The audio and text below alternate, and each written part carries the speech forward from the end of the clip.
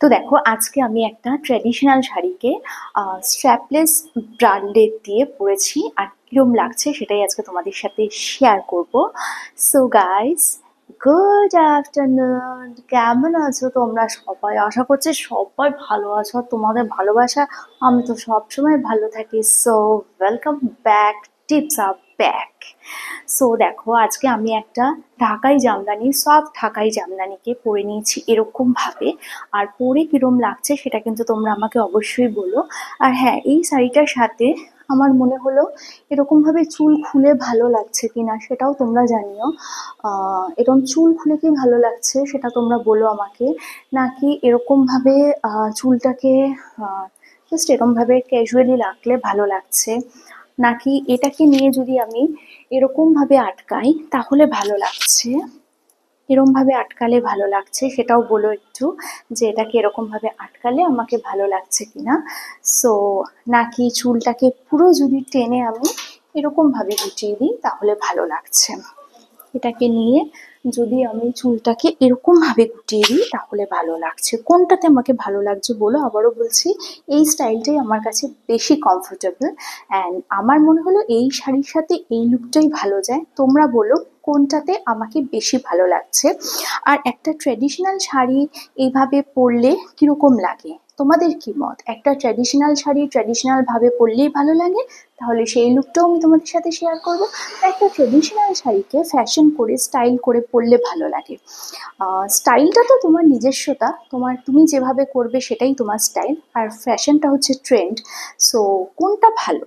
তোমার স্টাইল মতো তুমি যেরম পরবে সেটা ভালো, নাকি তুমি যেরকম ভাবে যেরম খুশি একটা শাড়িকে নিয়ে পরতেই পারো সেটা ভালো?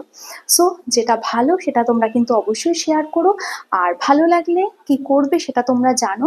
আরেকটা কথা বলে দিই, আমার চ্যানেল নিয়ে প্রচুর প্রচুর ফেক পেজ চ্যানেল তৈরি হয়েছে। সো সেখানে যাও এবং সেগুলো দেখতে পেলে লিঙ্কগুলো আমাকে পাঠাও, আর তোমরাও সেখানে রিপোর্ট করো।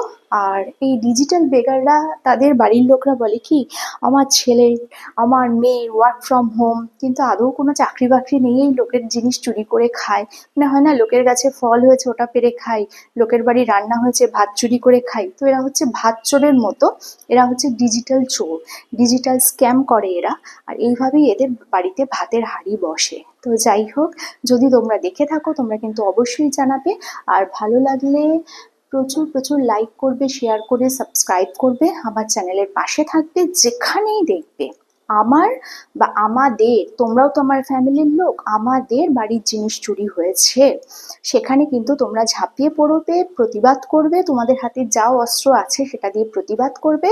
এবং অবশ্য করেই সেই লিঙ্কটা তোমরা আমাকে পাঠাবে, সেটা মেলে পাঠাতে পারো বা আমার কমেন্ট সেকশনে পাঠাতে পারো। তোমরা দেখো প্রতিনিয়ত কমেন্ট সেকশন দেখা হয় এবং সেখানে রিপ্লাই দেওয়া হয়, আমরা অবশ্যই সেখানে কমেন্ট সেকশন দেখবো। এবং যে বা যারা এরকম ডিজিটাল বেকার আছে বা ডিজিটাল মানে কি বলবো, ডিজিটাল টেররিস্ট আছে, তাদের আমরা অবশ্যই চেষ্টা করব আমাদের তরফ থেকে যা কিছু করার অবশ্যই করতে।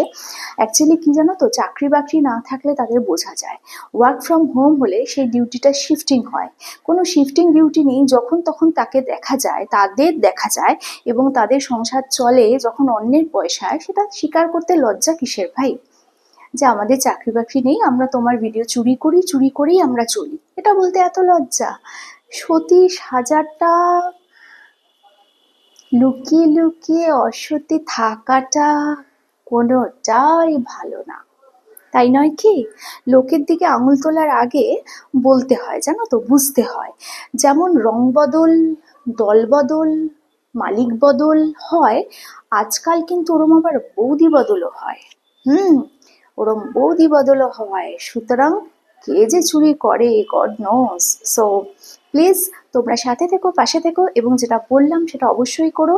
আর ভিডিও ভালো লাগলে যেমন আমাকে সাপোর্ট করবে, আমার ভিডিও চুরি হলেও আমাকে জানাবে, কালকে আসবে তার নতুন ভিডিও নিয়ে, ততক্ষণের জন্য